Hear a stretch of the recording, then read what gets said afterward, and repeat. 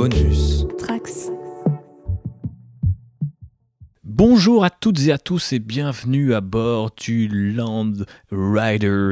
Nous sommes contents de vous retrouver après un été et même une rentrée qui a été un peu chargée pour nous, ce qui explique un peu notre absence.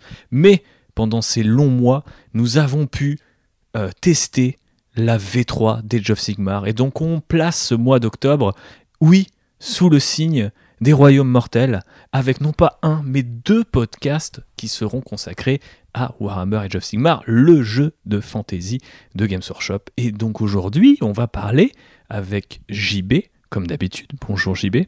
Bonjour Thibaut et bonjour à tous. Aujourd'hui, on va parler des Stormcast, ou les Éternels de l'Orage, comme on doit dire désormais en français. On va parler de leur lore, on va faire une rapide revue de la gamme, de comment ils sont arrivés dans le monde d'Age of Sigmar et de l'importance qu'ils y ont prise. Et on va surtout essayer de répondre à cette question: les Stormcast sont-ils les Space Marines de la fantasy ?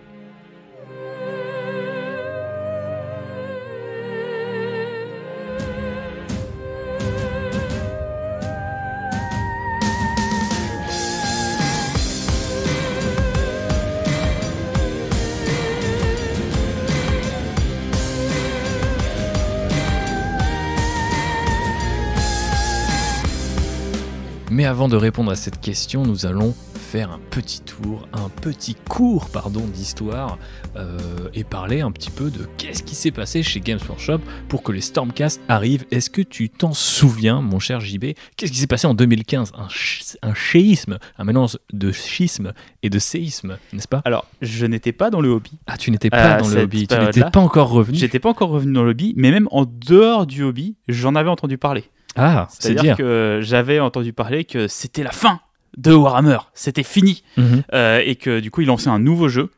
Je l'ai vu un peu de loin, mais de ce que j'ai vu, ça s'est pas très bien passé le lancement de la première version d'Age of Sigmar. Je pense qu'on peut le dire. Plus tard, j'ai compris pourquoi. Au début, j'étais là, oui, c'est des vieux râleurs, on leur enlève leur univers. Il y avait aussi des trucs comme quoi il y avait des factions qui disparaissaient, tout ça. Ça a l'air d'avoir quand même pas mal divisé les gens.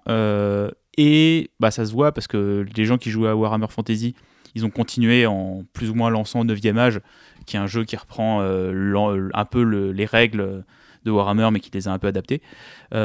Mais voilà, moi j'étais pas trop dans le hobby, mais j'ai quand même eu un petit peu le séisme des Stormcast.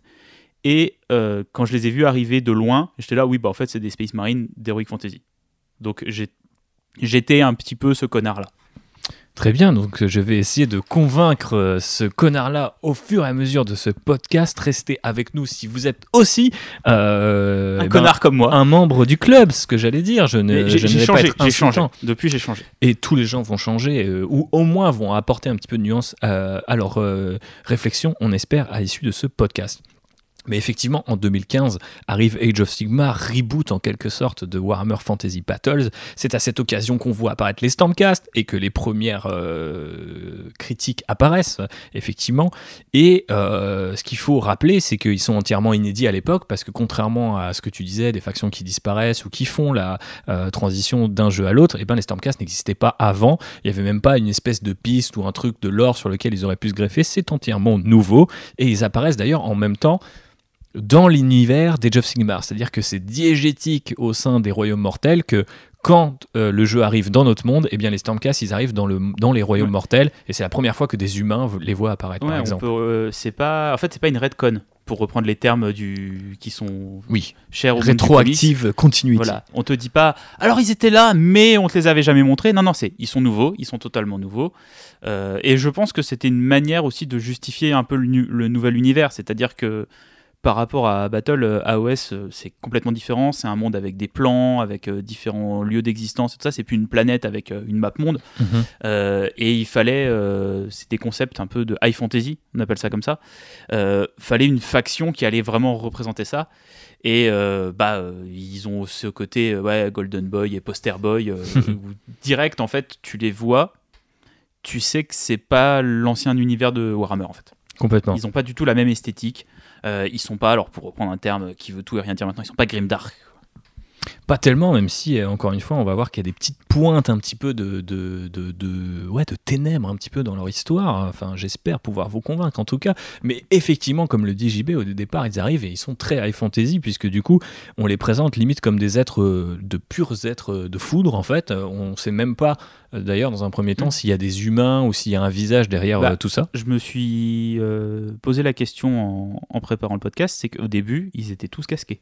Tout à fait. Les premiers avec des visages nus sont arrivés peut-être au bout d'un an quand même, quoi. Ça a mis un peu de temps. Peut-être même un peu plus, mais ouais, bonne question d'ailleurs. Ouais, j'ai pas forcément refait l'historique de quelle figurine est sortie à quel moment. En tout cas, c'est surtout à partir de la chambre d'avant-garde dont on va parler un petit peu plus tard qu'on voit apparaître des Stormcast sans casque. Et là, on se dit, ah oui, effectivement, ça ressemble quand même à des humains. Mais on reviendra sur ce point de détail un petit peu plus loin.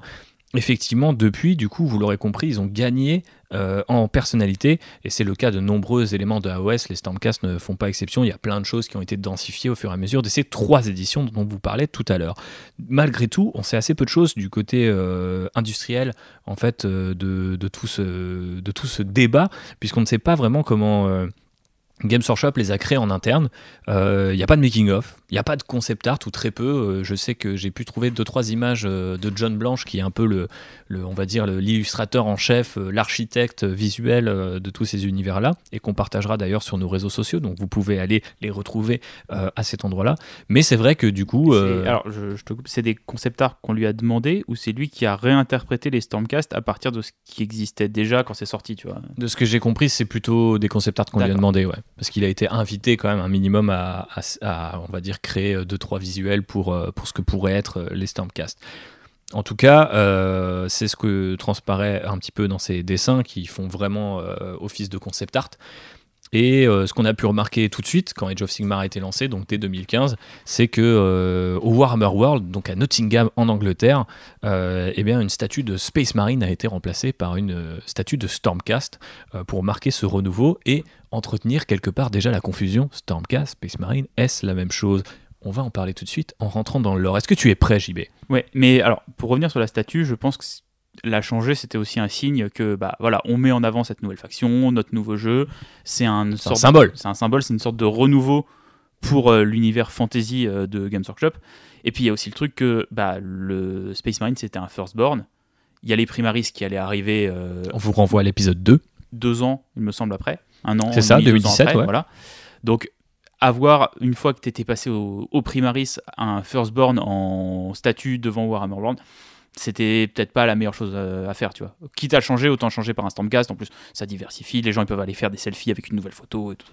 Effectivement, il faut penser à tous ces Anglais qui n'avaient pas refait leur selfie depuis toutes ces années. Et nous, on attend toujours de le faire. Merci de nous envoyer un petit billet pour qu'on aille faire ce pèlerinage, nous aussi. Mais en attendant, faisons un petit pèlerinage vers Azir, le royaume des cieux. Rentrons dans le lore des Stormcast. Alors, vous le savez, si vous avez écouté notre épisode 0 qui revenait un petit peu sur la genèse de ce qu'est l'univers d'Age of Sigmar, il est caractérisé par 3 âges, un petit peu façon Tolkien. Et donc à l'âge des mythes, les royaumes mortels, ils vivaient en paix sous la protection du Panthéon, dans lequel on retrouvait toutes sortes de dieux, mais aussi les dieux de JB, puisqu'il y avait le dieu Gorka Morka, qui est le dieu de la destruction. Le dieu des orques, faisait partie du Panthéon. Je vous expliquerai dans le prochain épisode comment il a intégré le Panthéon et pourquoi. Et oui, petit teasing bien joué. Eh bien, effectivement, ce Panthéon s'entendait bien. Pendant un temps, ça fonctionnait. Mais le chaos qui avait déjà détruit le monde de Warhammer Fantasy Battle revient. Mine de rien, je pensais pas que l'âge des mythes serait autant développé dans les Battletomes. Ouais. Je trouve qu'il s'y attarde pas mal et ça permet de poser des bases assez intéressantes pour des événements qui arrivent après.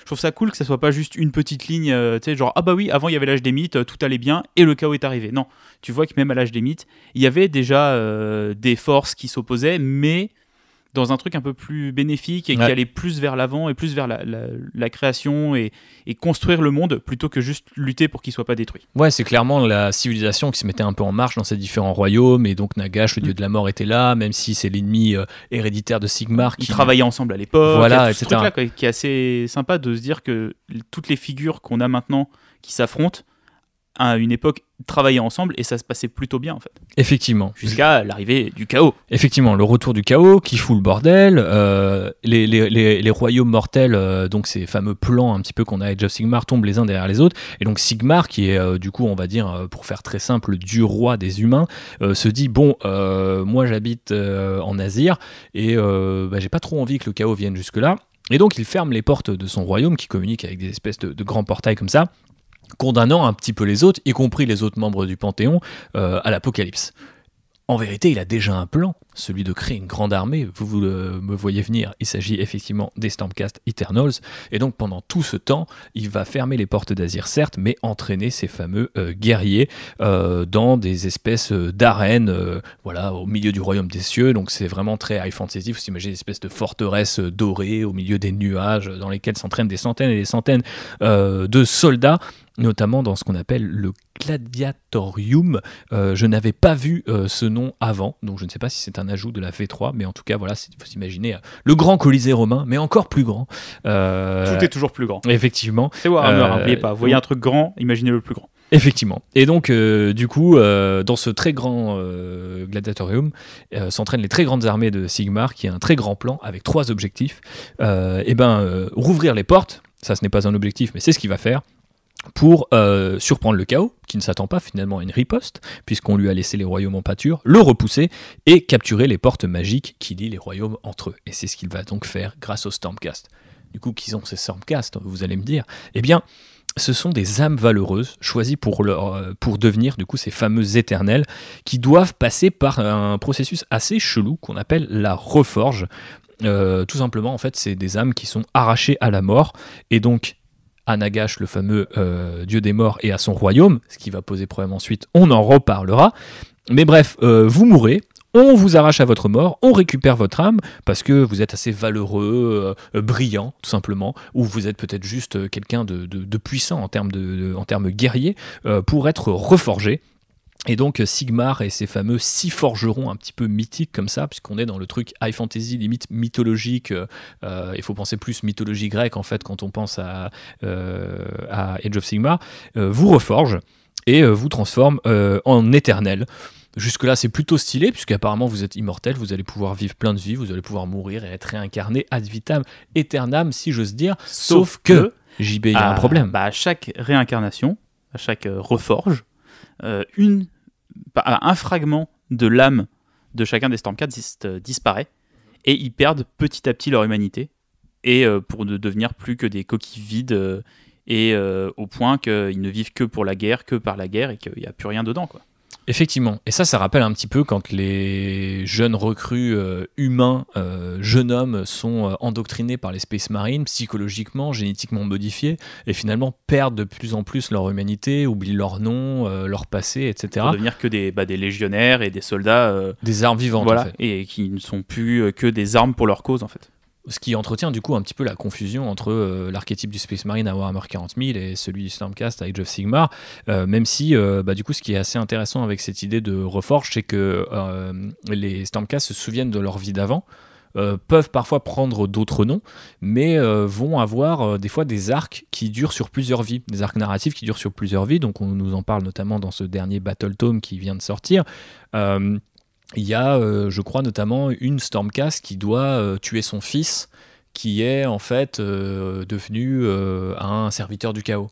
Et donc est meurtri un petit peu par ce... Pas fun. Par cet acte-là. Et donc, quelque part, va finir par vouloir oublier au fur et à mesure des reforges et va accepter des missions toujours plus dangereuses pour perdre cette humanité-là qui la raccroche au meurtre de son fils. Je crois que c'est quelque chose de ce genre-là. Donc il y a un petit peu un côté plus tragique. J'allais dire, c'est très tragédie grecque, ça. Voilà, donc, qu'ils explorent. Il y a des petits détails qui me font kiffer. Il y a des petits encarts de fiction à droite à gauche où il y a un Stormcast qui voit quelqu'un manger ou qui mange lui-même un truc et se dit tiens, je sais que je mange une poire, mais j'ai oublié le goût. Donc ils perdent pas leur personnalité en mode d'un coup je suis plus humain du jour au lendemain, mais c'est vraiment des trucs qui disparaissent. Donc on peut imaginer qu'ils perdent l'essence, etc. Donc c'est plus intéressant qu'il n'y paraît. Et je pense que ça les rend moins brutaux ou un peu débiles, j'avais envie de dire, que les Space Marines, où c'est vraiment une transformation où les gars retenir leur nom d'avant, ou limite c'est une faiblesse, etc. Alors que là, parfois ils le cultivent, et je le disais tout à l'heure, il n'y a pas que des guerriers chez les Stormcast, il y a aussi des architectes, des artistes, des philosophes, alors qui auront des rôles différents ensuite au sein des armées de Sigmar.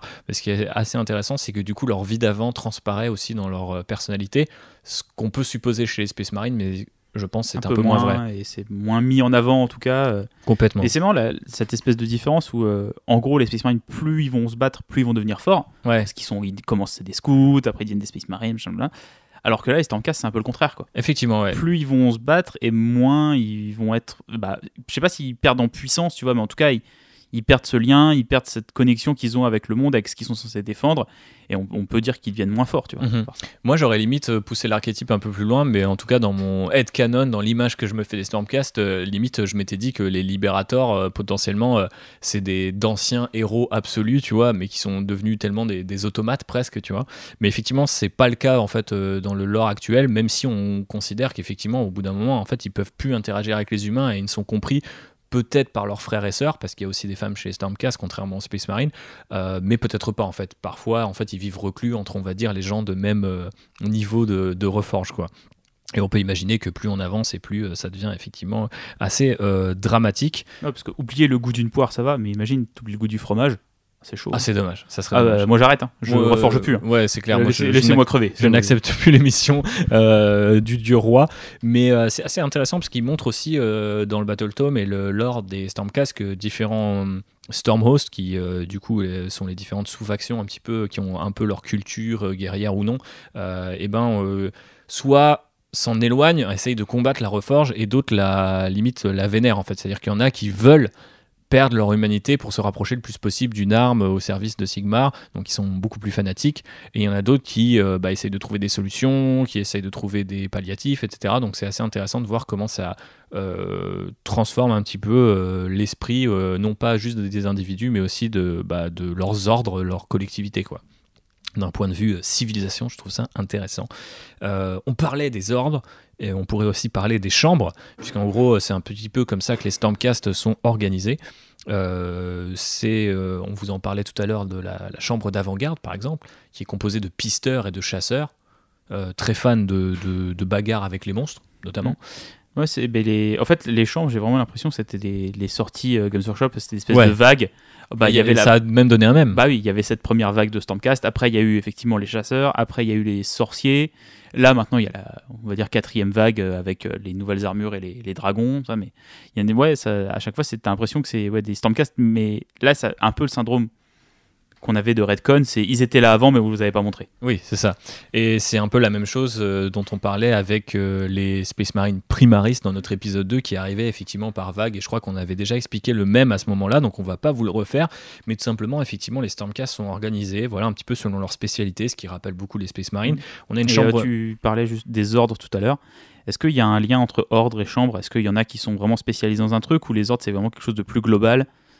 Ouais, en fait, je pense que ça se traduit plutôt en termes de jeu, mais ils expliquent qu'il y a un certain nombre de Stormhosts ou d'hostes de l'orage qui du coup sont spécialisés dans différentes façons de faire la guerre, et notamment les marteaux de Sigmar qui sont les fameux Golden Boys, donc avec leurs armures dorées et bleues, ont un nombre de cavaliers et notamment entretiennent un lien privilégié avec tout ce qui est dragon et drac, dont on reparlera peut-être tout à l'heure, et donc ils ont une chambre extrémiste qui rassemble en fait ces cavaliers-là, beaucoup plus importante que les autres hosts par exemple. D'accord, mais en termes de lore, il n'y a pas on va dire, de lien d'ordre qui ne fait que de la reconnaissance et de la chasse, un ordre qui fait que de la magie et tout. Non, ils n'ont pas voulu spécialiser à ce point, mais tu sens très clairement qu'en termes de collection et de jeu, ils le font quand même. Ouais, après, tu as toujours le gameplay qui te pousse à adapter les figurines avec les règles spé qu'on t'offre. Et ça, je trouve ça intéressant. Mais du coup, par exemple, tu as les Templiers Astro qui sont plutôt sur le côté avant-garde avec de la cavalerie, des chasseurs, des pisteurs, des archers. Mais la plupart ont toujours le choix de prendre d'autres choses. Contrairement, par exemple, au Space Marine où il y a beaucoup les chapitres les plus spécialisés. Parfois, des unités spécialisées, ont des restrictions. Et des restrictions, voilà. Et ça n'existe pas. Ça n'existe Ok. pas, même s'ils expliquent que du coup, il y a des hosts où il n'y a pas du tout. Enfin, une chambre a disparu et n'a pas été remplacée. À l'inverse, il y en a qui ont beaucoup plus de chambres sacro-saintes, qui est un peu celle aussi que je voulais parler, puisqu'à l'origine, elle était chargée de veiller sur la reforge. Donc, c'est avec elle que Sigmar travaillait et ses fameux forgerons. Et puis, au final, il était très pressé par l'invasion du chaos. Et donc, il a dit ok, maintenant, on passe à l'âge de Sigmar, on envoie les Gus. Et puis, la chambre sacro-sainte a dit oui, mais le problème de la reforge, il n'a pas été résolu. Et il a dit continuez de travailler. Et puis comment ils ont justifié ça dans le lore pour qu'ils arrivent qu'ensuite, eh bien, s'ils sont arrivés avec la deuxième édition, quand Nagash a fait ce qu'on appelle le nécroséisme, et donc c'est une espèce de grand schéma pyramidal, mais c'est le cas de le dire parce que je crois qu'il utilise une pyramide en l'occurrence. Un pyramide scheme. C'est ça, pour inverser un peu la magie des morts, parce qu'en fait, qu'il était ce un qu'on peu jaloux. disait tout à l'heure, c'est que vu que c'est des âmes qui sont arrachées à la mort, en fait, c'est des âmes qui ne reviennent pas à Nagash, qui est le dieu de la mort. Et du coup, il n'est pas content parce que c'est des âmes qui lui sont dues, vu que les soldats meurent. Et il n'a pas payé. Et du coup, il les reçoit pas. Donc, ça montre que Sigmar, dans sa volonté de combattre le chaos, il s'est mis à dos la mort, alors qu'avant c'était son allié. Exactement, et donc du coup cette chambre sacro-sainte a été envoyée au combat pour affronter Nagash, puisque sa spécialité est de gérer les âmes perdues et du coup même de les traquer. Il y a pas mal d'histoires dans le Battle Tome où il t'explique, le tome de bataille pour utiliser le terme français, mais où il t'explique que parfois dans la Reforge les âmes sont perdues, finissent par errer dans les royaumes, et c'est pour ça qu'ils ont une espèce d'appareil à aspirer les âmes façon Ghostbusters, tu sais, sur les figurines. Ouais, ça ressemble à des espèces de lanternes. C'est ça, exactement. Donc il y a pas mal de trucs là-dessus. Donc voilà, tu sauras, c'est un petit détail assez sympa, et nous on aime quand le lore est représenté sur les figues. C'est pas toujours le cas. Un petit détail comme ça, et il soit représenté sur les figues, c'est sympa. Ça. Ouais. J'imagine que ça va avoir quelques règles en plus à la con. Mais ouais, bien sûr, pour du coup cool, récupérer des âmes et potentiellement de faire revenir des figurines, je crois. Mais ouais, effectivement, c'est plutôt très chouette, et c'est vrai que la troisième édition va vraiment dans ce sens, commencer à représenter un certain nombre de choses, notamment le fait que tu puisses jouer les Stormcast qui apparaissent comme ça, frappent sous la forme d'un éclair et peuvent arriver sur ta table de jeu un peu partout, ce qui n'était pas nécessairement le cas avant et qui a été ajouté en fin de V2 et qui maintenant fait entièrement partie de comment tu peux monter une armée en termes de gameplay en V3. Mais vous le savez, il y a des chaînes plus spécialisées sur tous ces sujets si vous voulez en savoir plus.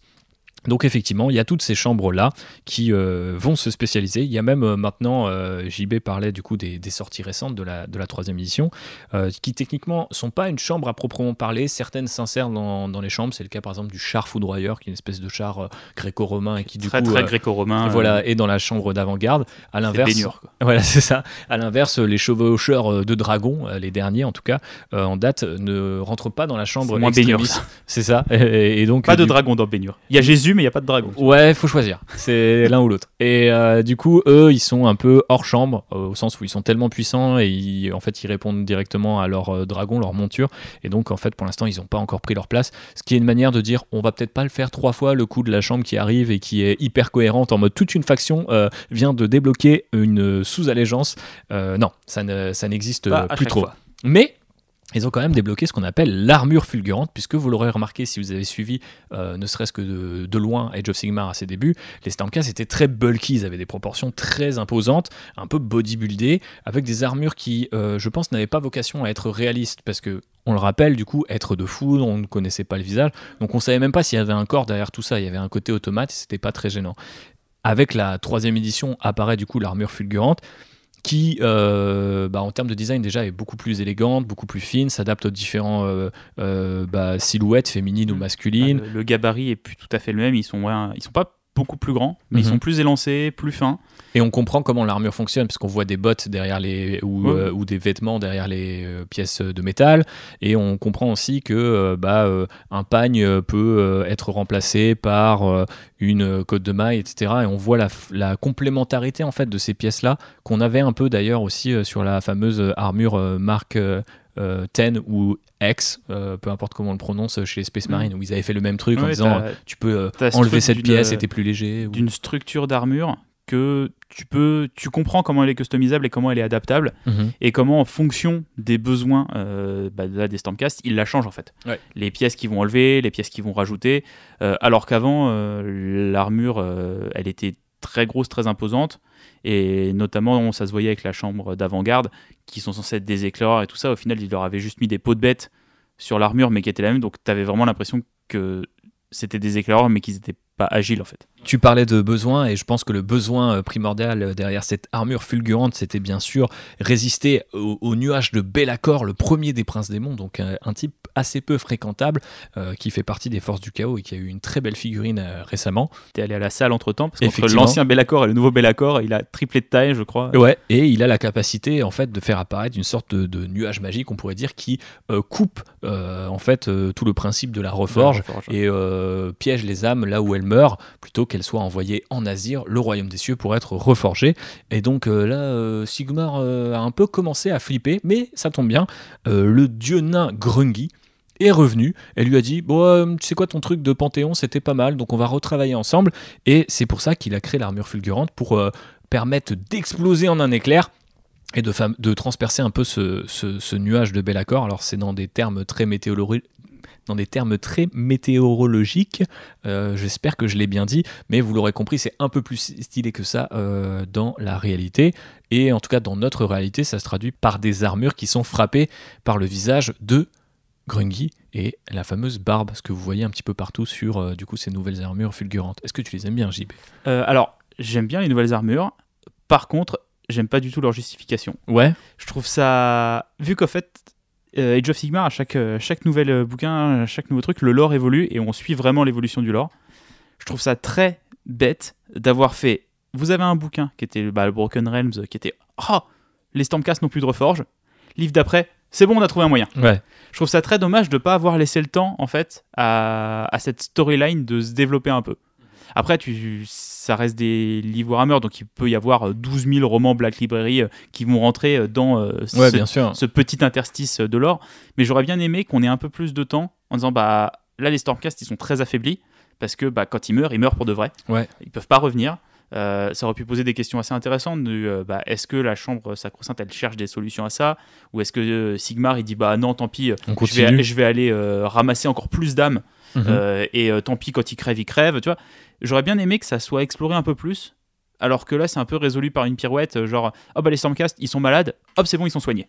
Ouais, et puis ça crée encore une fois ce parallèle avec les Space Marines, de dire il y a les Space Marines et puis il y a les Primaris Space Marines, et là du coup tu as les Stormcast et tu as les Stormcast fulgurants, et donc on explique qu'il y en a qui maintenant ont l'intention d'être tous reforgés avec l'armure fulgurante, ou qui sont jaloux des unités qui ont déjà obtenu cette armure. Et qui du coup devient une espèce de prix pour récompenser les hosts ou les guerriers les plus aventureux, ce qui fonctionne, mais est un peu évident, c'est-à-dire que en gros c'est quasiment mot pour mot ce qu'on a avec les primaris, où il faut passer une épreuve et puis par la suite tu es primarisé, sachant qu'il y en a qui arrivent et qui ont directement cette armure, qui sont ces nouvelles générations.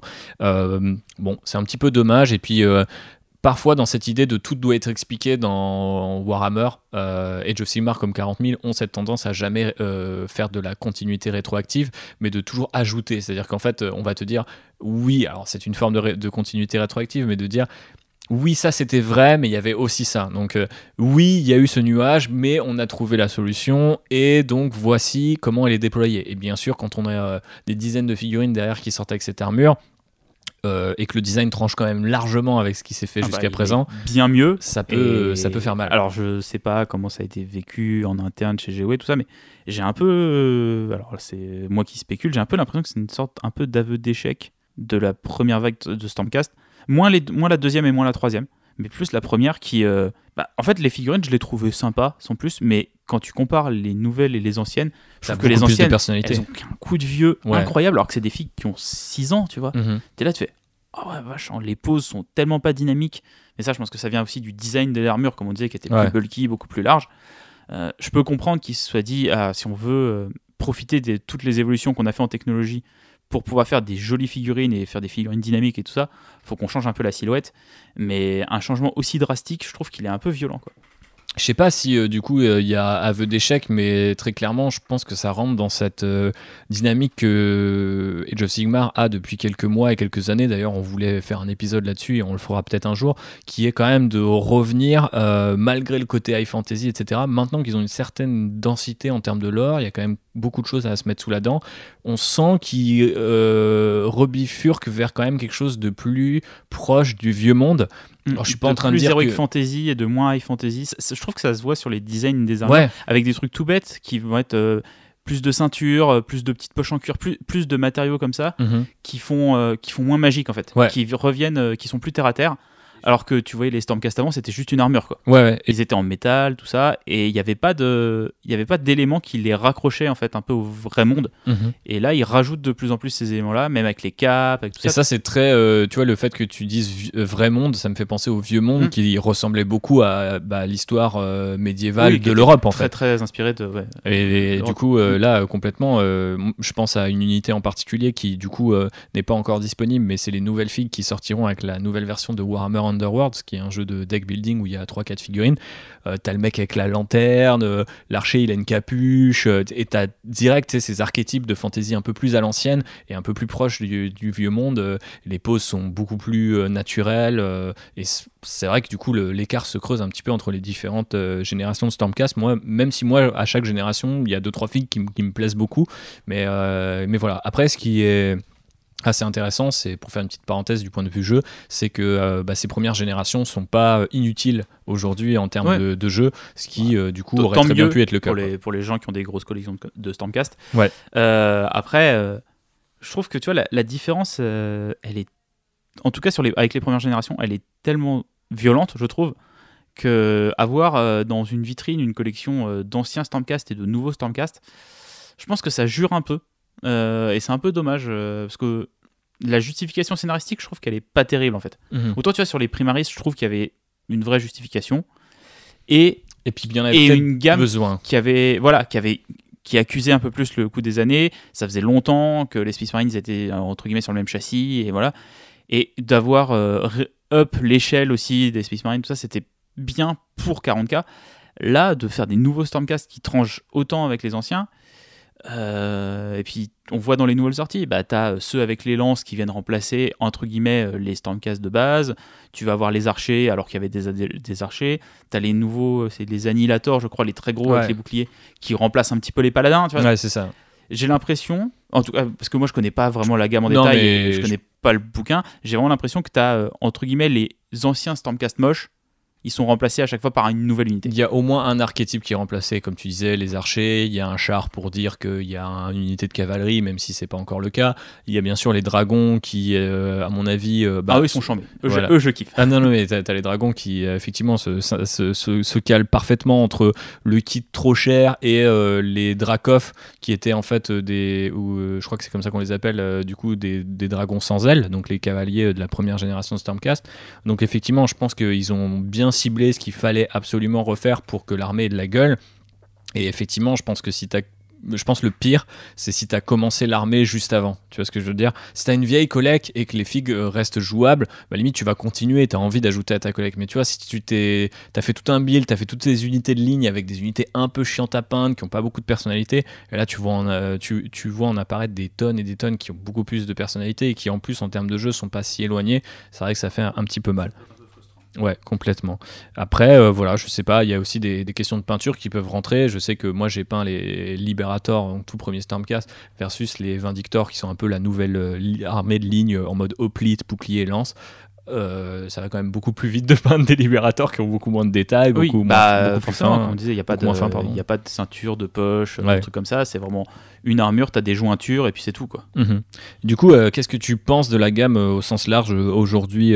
Est-ce que on a un petit peu parlé de l'écart entre les fulgurants donc et les non fulgurants, mais est-ce que toi tu la trouves intéressante, cohérente, polyvalente ? Parce que on l'a dit, il y a des éléments très mythologiques, très antiques qui font un peu Age of Sigmar première et deuxième version. Et là, la troisième version, on ramène un truc plus médiéval, terre à terre, avec du dragon, avec du chevalier, beaucoup moins de l'hoplite ou du héros un peu grec ou du demi-dieu comme on avait un petit peu au début. Alors, je trouve que de l'hoplite et du héros grec, t'en as encore. Il y a le char, il y a les nouveaux qui effectivement sont avec des lances, alors qu'avant ils étaient avec des marteaux ou épées, tu vois. Non, franchement, je trouve que j'aimais pas trop avant, mais là, je trouve que la gamme, elle est vraiment jolie maintenant. T'as énormément de figues, par contre. C'est l'armée la plus populeuse des Age of Sigmar, je pense. Pour un nouveau joueur ou un nouveau collectionneur qui veut se lancer dans cette armée, je pense que tu transpires un peu parce que tu regardes et tu dis mais qu'est-ce que je prends en fait. C'est clair. Surtout si ton optique c'est de jouer un peu, j'imagine qu'il doit y avoir 10 milliards de monter une liste et voilà. Et puis en plus on en parlera un peu, mais AOS c'est quand même un jeu où tu te spécialises assez vite, donc si tu te disperses dans ta collection, je pense que c'est pas très efficace sur la table de jeu et tu peux peut-être un peu frustré de pas réussir à utiliser correctement les options que te présente le jeu. Mais il y a des très belles figues. Il commence à y avoir beaucoup de personnages nommés aussi qui ont tous l'air d'avoir un lore plus ou moins intéressant. Mais je pense que c'est une bonne armée. Il y a tout. Donc si tu veux de la cavalerie, t'en as. Si tu veux des archers, t'en as. Si tu veux des unités d'élite, il y en a. C'est un peu du coup les Space Marines d'AOS de ce point de vue là aussi. Ça ressemble un peu. Il y a le côté poster boy, on va pas se mentir. C'est effectivement l'armée qui est mise en avant. C'est des figurines avec en plus tout en métal dans le schéma classique, donc peut-être un peu plus simple à peindre c'est sûr. que des Space Marines. Toi, si tu veux faire des Imperial Fist en jaune, t'es débutant, tu vas un peu galérer. Un peu plus. Non, franchement, je pense que c'est une bonne armée. Moi, je ne suis pas hyper sensible à cette armée-là parce que le côté gros bonhomme armuré, effectivement, avec pas trop de personnalité, même si on a vu qu'on en récupérait un peu. Ça s'améliore, ouais. Ça s'améliore. Ouais, mais il y a un problème dans cette armée qui fait que moi, je peux pas dire qu'elle est pas bien, c'est que toutes les cavaleries et tous les dragons. Ouais. Voilà. Ça, les dragons, ça a été mon truc. Je fais ça y est. Ils ont mis le truc dans l'armée qui fait que moi, je la regarde et je dis. Tu commences à avoir une porte d'entrée vers cette armée. Les cavaliers dragons, ils m'ont totalement eu. Je raisonne un peu comme toi et je te rejoins un petit peu sur l'analyse parce que moi je trouve que c'est une gamme qui me manquait peut-être d'un liant et je trouve qu'aujourd'hui l'armure fulgurante est vraiment ce liant et j'aime bien l'avoir adaptée, personnalisée selon qui est un héros, qui est une unité de tir, qui est une unité de corps à corps. On voit par exemple du coup qu'il y a un écart assez ouf entre du coup les Vindictors qui sont les nouveaux hoplites, les Vincitors qui sont les chevaliers avec l'espèce d'épée longue et qui eux ont plutôt une sorte de pagne et qui vont du coup avec leur épée plus lorgner du côté chevalier. T'as les Vigilors je crois qui ont l'arc et une petite épée courte là, et en fait tu vois plein d'archétypes qui sont refaits sur une bonne base en fait et je pense que cette base là peut-être parce que le design n'était peut-être pas suffisamment bon, solide, adaptable, manquait en fait aux premières sorties. Je sais pas si c'est bon, mais le terme adaptable, je pense que tu as raison. C'est le bon terme. C'est comme on disait tout à l'heure, tu peux avoir des variantes de cette armure qui ont du sens en fait. Et c'est pas une variante où on a rajouté un drap dessus quoi. Mais complètement. C'est une vraie variante. Et c'est vrai que je trouve que ça se voit énormément sur les héros parce que s'il y a bien un reproche que j'ai à faire à cette gamme, c'est que je ne comprends rien à tous les héros. Le fait qu'ils soient tous nommés en or ou en n'aide pas, mais le fait qu'il y en ait beaucoup, toujours en fait, il y a toujours pour chaque archétype de héros, par exemple vous avez un mage et puis vous avez un mage de niveau 2 et un mage de niveau 1. Donc vous avez le capitaine et le lieutenant Space Marine pour à peu près tout. Et ça pour les mages, pour les prêtres, pour les chasseurs, pour les unités d'élite, pour les unités de ligne. Je trouve vraiment il y en a trop en fait. Moi quand j'ai feuilleté là, le bouquin, j'étais là, je suis perdu, il y a trop de trucs. Ouais, et puis en fait, non seulement c'est un peu confus, et en plus je trouve qu'en termes de figues, t'arrives pas à te projeter. C'est-à-dire que moi, donc non seulement je retiens pas les noms, mais à la rigueur, cette armée, je la joue que depuis très récemment, donc c'est normal. Mais c'est vrai que je vois pas la personnalité. Alors, je trouve que les figurines traduisent mal, tu vois, ce qu'elles sont censées être. Et donc, par exemple, le Lord Celestant, qui est censé être un peu le chef des Stormhost, donc le big boss de chaque host de Stormcast, je trouve que la figue, elle a zéro personnalité par rapport à un capitaine Space Marine, justement. C'est celui qui est en l'air avec les grandes ailes, c'est ça Non, c'est... Tu vois, je suis perdu. Mais c'est celui qui a une cape segmentée, je sais pas si tu vois, c'est plein de lanières de cuir avec des petits bouts de marteau au bout.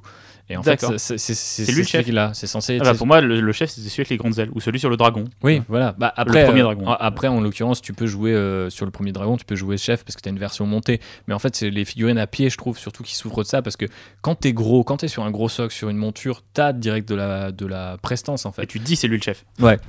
Mais à AOS, t'as bien, du coup, dans cette gamme de Stormcast, t'as bien une dizaine, voire une quinzaine de héros qui, pour moi, sont tous interchangeables, qui ont un rôle très limité en termes de jeu et qui, en termes d'esthétique, en voient pas grand-chose.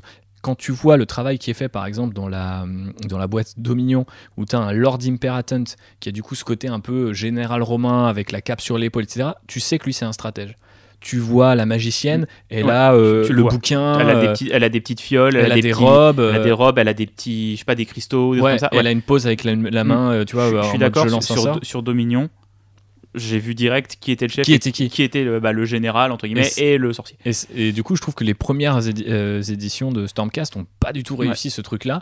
Et peut-être avec ce qu'on disait, que cette armure qui était pas adaptable en fait. Ouais, bah ouais. Où t'adaptais pas, mais juste c'était des couches qui étaient mises en plus. Et si tu savais pas interpréter la couche correctement, t'arrivais pas à savoir quel était le rôle de la figurine et mais même quelle était sa fonction au sein de l'armée, tu vois. Ouais, complètement. Alors que là, c'est peut-être une des réussites de la nouvelle armure, c'est de permettre cette identification rapide qui est bien pour toi, mais aussi pour tes adversaires, et qui te permet de rentrer un peu plus dans la personnalité de l'armée, et vraiment de choisir limite quelle partie de l'armée tu as envie de développer. Parce que je pense pas qu'à moins d'avoir beaucoup de temps libre et beaucoup d'argent, tu puisses tout faire quand tu commences des Stormcast. Non, clairement. Mais du coup, revenons un peu pour terminer sur nos top 5. Vous savez, avant, on passait en revue toute la gamme, et quand on est sur des gammes aussi étendues que celle des Stormcast, ça nous prendrait des heures, surtout pour dire, en fait, on n'aime pas ce perso. Donc on préfère rester le même design que celui d'avant, mais il a un marteau au lieu d'une C'est épée. On préfère rester positif et vous parler un petit peu de nos figues coup de cœur. Et du coup, je vais commencer par toi, JB, parce que tu avais sélectionné le Caris. Parce que nous sommes aussi fans de rap français, il faut le souligner si vous nous découvrez avec cet épisode, parce que oui, il y a des gens qui aiment Warhammer et qui n'écoutent pas juste la bande-son du Seigneur des Anneaux en boucle. Ou de Dawn of War. Ou de Dawn of War. On peut faire les deux, cela dit. Ouais, mais nous on fait les deux d'ailleurs. Et donc du coup, je parlais bien sûr du Lord Commander Bastian Cartalos, je crois que c'est ça, Cartalos. Ouais. Bastian Cartalos. Et qui est du coup, lui, le chef du chef, puisque c'est le boss des Hammers of Sigmar, donc nos amis dorés. Ouais, donc c'est un peu Pourquoi tu le kiffes ? C'est le Gilliman, tu vois. On va dire ça, alors que j'apprécie pas spécialement Gilliman. Mais en fait, je trouve la figue, elle est incroyable. Vraiment, prestance. Ouais, il est imposant, mais dans le bon sens du terme, quoi. Tu le vois, Encore une fois, nouvelle armure. Ouais, nouvelle armure avec les petits éclairs sur les hanches et tout ça. Et vraiment, il en impose. Et un truc que j'aime bien et qui est de mieux en mieux représenté sur la gamme et tout ça, c'est que c'est pas un personnage avec une peau caucasienne. Il est noir. Et c'est un truc qu'ils ont fait sur les Stormcast, par contre, qui est hyper bien. C'est qu'il y a des hommes, il y a des femmes et il y a différentes carnations de peau. Et il y a même différentes carnations de peau souvent au sein de la même unité. C'est-à-dire que il y a quelques années, quand GW disait ok, il y a une unité de personnages noirs, t'avais genre 3 ou 4 personnages noirs dans la même unité. Alors que là, tu vois, t'as des noirs, des asiatiques, des gens qui ont des peaux, on va dire, un peu plus arabisantes, un peu bronzées, tout ça. C'est hyper bien, et je trouve que c'est une des réussites de cette armée-là, mais parce qu'elle est plus récente. Je pense que les Space Marines, et t'as pas de lore à justifier, et t'as pas tous les gatekeepers qui vont venir râler dès que tu fais le moindre changement. Disons que t'es pas obligé de composer avec un lore des années 80 qui laissait entendre que, en gros, les Space Marines noirs, ils étaient dans un chapitre et pas ailleurs, tu vois. C'est ça, quoi. Et ça a pas trop de sens. Et ça, je trouve que ça fait vraiment du bien au hobby, quoi, d'avoir plus de représentativité et d'avoir des armées qui peuvent ressembler à tous les gens qui peuvent les jouer, quoi. Ouais, complètement. Et on voit d'ailleurs apparaître quand même à Warhammer 40 000 avec récemment les Black Templars, dans lesquels il y a des têtes sculptées vraiment pour représenter juste différentes origines de Space Marine. Je trouve ça assez cool parce que mine de rien, ça amène quand même beaucoup de personnalité. On parlait du fait que les premières vagues en manquaient, et je trouve que ça aide. Et ce perso rentre vachement dans ce cadre-là. Et en plus, il y a une mini-histoire, je trouve, c'est qu'il y a genre 3-4 figues de prêtres de Sigmar ou de Stormcast qui lui ressemblaient un peu. Ouais, c'est ça, et on a un peu l'impression que c'est l'évolution du personnage qui existe en figurine. Ouais, complètement. Et puis le résultat final est super cool. On peut lui mettre le marteau à une main ou à deux mains. Et il a cette pose où il marche en avant. C'est juste un mec qui marche, mais il est tellement balèze. Ouais, il est très très balèze. Moi, j'hésite à me le prendre, alors que j'ai pas forcément l'intention de jouer Marteau de Sigmar, mais juste pour le jouer en équivalent Célestin Prime, ou tu vois, un truc comme ça, mais parce qu'il est vraiment très très très costaud. Et tu vois, par rapport à un autre perso qu'ils ont fait il y a pas longtemps, qui avait le Hero Landing, tu vois, où là la fille elle en faisait des caisses. Oui. Mais je l'aime bien, moi, lui. Ouais, non, mais c'est ça, elle est bien, mais tu vois, c'est pas la même chose, quoi. Ouais. T'as une figurine qui va être ultra dynamique, qui va vraiment essayer d'en imposer par sa sculpture et tout ça, et l'autre, t'as, mine de rien, une pose qui est très simple, mais de par la taille du personnage, de par les proportions, il est vraiment rendu ultra iconique en fait. Bah, tu parlais de lui, donc je vais parler de Gardus Steelsoul, qui est du coup le chef des Chevaliers Sanctifiés, si je ne dis pas de bêtises, donc qui fait le fameux Super Hero Landing qui est très cher à Deadpool, donc vraiment le point sur le sol. Voilà, avec le genou, vraiment. Et un Iron socle, Man quand il tombe. Quoi. Voilà, avec un socle qui représente le cratère qu'il fait. Mais tu vois, typiquement, moi je trouve que c'était déjà un premier pas vers plus de personnalité, parce que c'est le Lord Célestin ou Seigneur Célestin de son host, mais du coup tu le reconnais à sa pose. L'armure avait quand même été légèrement redesignée pour justement lui permettre cette pose aussi, et il a un lore assez ouf, et de manière générale les Chevaliers Sanctifiés sont un petit peu plus en plus un côté médiéval, parce que c'est vraiment en fait des espèces de templiers / guerriers saints. D'ailleurs ils ont un peu les coupes au bol, tu vois, et je trouve très très chouette, et son lore est assez développé, parce que je crois qu'il y a eu plusieurs bouquins Black Library sur lui, donc mais il me semble qu'il était sorti, la figue était sortie en même temps qu'un roman. Ouais. Donc du coup c'est un peu l'équivalent, et c'est cool de voir, même si je pense pas qu'on ait de sitôt, tu vois, des suppléments pour chacun des hosts, mais je trouve que c'est assez intéressant de dire qu'on commence à avoir des persos nommés qui représentent une philosophie un petit peu. Ouais. Et d'ailleurs ça j'ai trouvé que c'était des jolies pages dans le Battle Tom. Très jolie cette page, partie où il parle des différents. Avec une illustration hosts, qui présente un Stormcast. Host, ouais, c'est ça, host. Ouais. Différents hosts où tu as une illustration et qui est assez différente des illustrations des Stormcast d'habitude, parce qu'ils sont pas du tout héroïques en fait.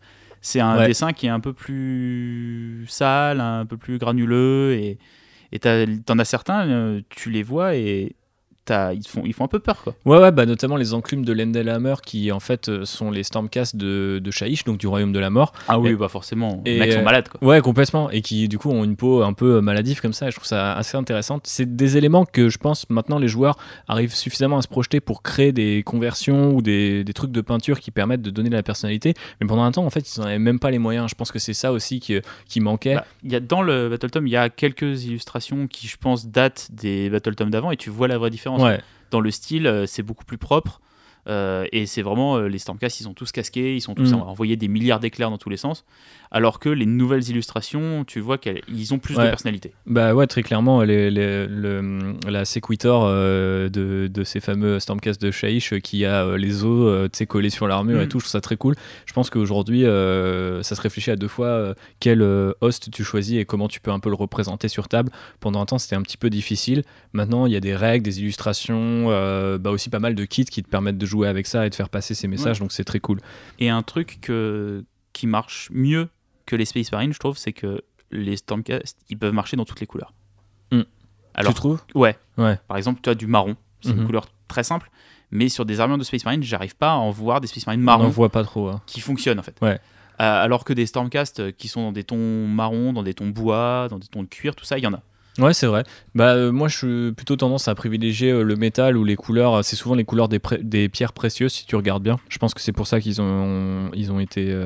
Que c'est un choix volontaire de Games Workshop. C'est-à-dire, soit c'est un métal, ou soit c'est une pierre précieuse, parce que c'est pas n'importe quel verre, genre c'est pas le verre des Dark Angel par exemple, pour faire la comparaison avec les Space Marines, mais c'est un verre du coup beaucoup plus émeraude, qui tire un peu vers limite le turquoise en fait, ou des trucs comme ça. Donc c'est assez intéressant, mais bonne remarque. Je pense qu'effectivement, encore une fois, en plus si vous voulez commencer une armée, je pense que c'est des filles qui sont assez indulgentes avec les débutants, et ça c'est plutôt cool. Enchaînons sur nos autres coups de cœur. Moi, je t'en donne deux d'un coup comme ça là. Je te donne le char foudroyeur dont on parlait tout à l'heure, parce que le côté antique, moi, me plaît beaucoup chez les Stormcast, et aussi le chevalier judicator, donc qui est le nouveau héros archer. Là encore une fois, héros, tu comprends tout de suite à quoi il sert. Il est. T'as vu la taille de son arc ? Voilà, c'est ça. T'as la taille de l'arc, t'as le socle qui épouse un peu ça. Il arrive avec ses deux petits pisteurs griffons, Griffhound, Griffdog en français. Griffdog maintenant. Voilà. Et je trouve que les deux figues ont une personnalité monstrueuse, et je pense que c'est les deux là qui vont ajouter ce qu'on a récupéré avec Dominion. Pour ma part, qu'est-ce que tu me réponds quoi en termes de coup de cœur ? Est-ce que t'aimes cela ? Est-ce que t'en as d'autres ? Moi je vais te répondre par des figues qui sont pas encore sorties. Ah, c'est vrai. Qui sont alors les on enregistre Vigilors. En tout cas. Ouais, les Vigilors, les nouveaux archers. Ouais. Parce qu'en fait j'adore ce côté arc mais épée courte. Et un truc qu'il y a aussi très elfique hein, ouais, forcément j'aime bien les elfes. Il y a un truc sur le comment il s'appelle, c'est le chevalier judicator, c'est ça? Ouais. Il y a des cordes sur les arcs.